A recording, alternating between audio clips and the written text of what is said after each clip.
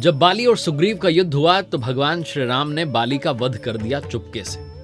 जिन्होंने बाली को मार दिया उनको ही जो है बाली अपना बेटा सौंप देता है। अंगद से कहता है कि अब आपको भगवान श्री राम की ही शरण में रहना है। ऐसा बाली ने क्यों किया?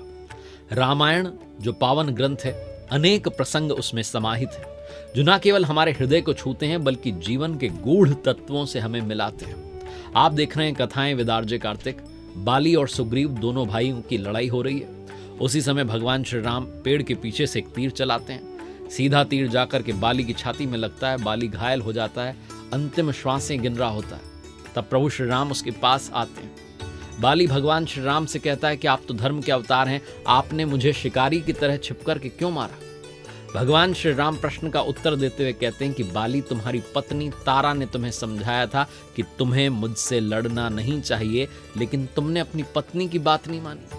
ये बात सुनते ही बाली को याद आता है कि जो बातचीत हमारी एकांत में हुई, जो पति पत्नी के बीच की बात है, वो इन्हें कैसे पता चल गई? जो एकांत की बातचीत है वो इन्हें कैसे पता चली? वो समझ जाता है कि ये दिव्य पुरुष है। वो फिर पूछता है कि चलिए ये बताइए कि सुग्रीव आपका प्यारा क्यों हो गया और मुझसे दुश्मनी कैसे हो गई? तो भगवान श्री राम कहते हैं कि जो व्यक्ति अपने छोटे भाई की पत्नी, बहन, पुत्र की पत्नी या पुत्री के लिए गलत भावना रखता है, उसे दंड अवश्य मिलता है। ये चारों रिश्ते एक जैसे होते हैं।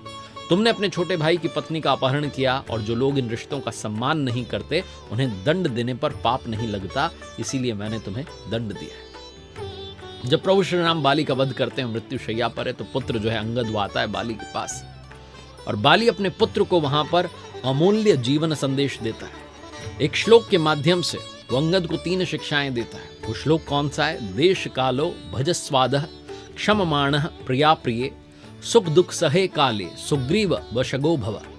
सार इस श्लोक का यह है कि देश काल की समझ रखो, समय और स्थान की महत्ता को समझना ही बुद्धिमानी है। कब कहां क्या करना है, ये विवेक जो है जीवन की दिशा निर्धारित करता है। दूसरी बात, विवेकपूर्ण व्यवहार करो। किसी के साथ कैसा व्यवहार करना है इसका निर्णय उचित समय पर लेना चाहिए। भावनाओं से नहीं बल्कि बुद्धि से निर्णय लीजिए।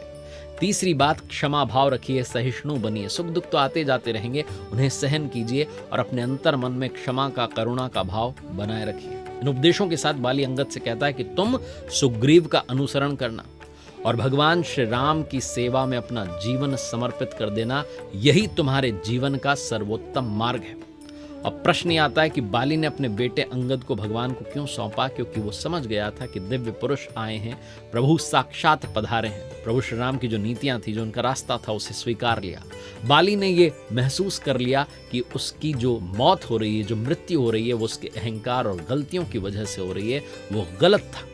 उसने अपने बेटे को भगवान की सेवा में समर्पित कर दिया। अब अगले प्रसंग की तरफ बात करते हैं तो भगवान श्री राम समुद्र तट पर अपनी वानर सेना के साथ लंका विजय की योजना बना रहे हैं। तब वो विचार करते हैं कि रावण के पास एक बार पुनः शांति दूत भेजें। एक दूत की आवश्यकता थी। वानरों की सभा में प्रस्ताव रखा गया कि हनुमान जी पहले ही लंका में जाकर के जो है संदेश दे चुके सीता जी को, तो एक बार फिर से उन्हें दूत बना दे।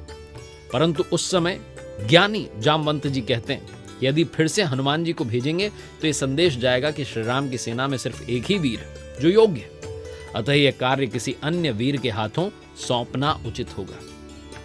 फिर क्या होता है, भगवान श्री राम जो है सहर्ष स्वीकृति दे देते हैं और वीर अंगद जो है, जो बाली पुत्र अंगद हैं, उन्हें रावण के दरबार में दूत बना करके भेजा जाता है। प्रभु की आज्ञा पाकर के जब वो रावण के दरबार में पहुंच जाते हैं तो नीति और विनम्रता के साथ रावण को समझाते हैं कि तुमने माता सीता का अपहरण करके अधर्म किया, यदि अब भी तुम प्रभु श्री राम की शरण में आ जाओ तो क्षमाशील हैं, तुम्हें क्षमा कर देंगे। अहंकार में डूबा रावण समझता नहीं, हंसने लगता। वीर अंगद भूमि पर अपना एक पैर जो है दृढ़ता से गाड़ देते हैं और कहते हैं, लंका में अगर कोई सच्चा वीर है तो मेरा ये जो पैर उठाकर दिखा। हर एक योद्धा आता है, प्रयत्न करता है, कोई भी पैर को हिला नहीं पाता। रावण स्वयं आगे आता है और जैसे ही उनके चरण छूने लगता है, अंगद कहते हैं, मेरे चरण मत पकड़ो। यदि चरण ही पकड़ने हैं तो प्रभु श्री राम के चरण पकड़ो, वो दयालु हैं, तुम्हें क्षमा कर देंगे, अन्यथा तुम्हारा अंत निश्चित है, मुझे अपनी आंखों से दिखाई दे रहा है। ये बोलकर के अंगद जो है गर्व से रावण की सभा छोड़ करके लौट आते हैं। उनके इस अद्वितीय साहस और नीति से प्रभु श्री राम बहुत प्रसन्न होते हैं।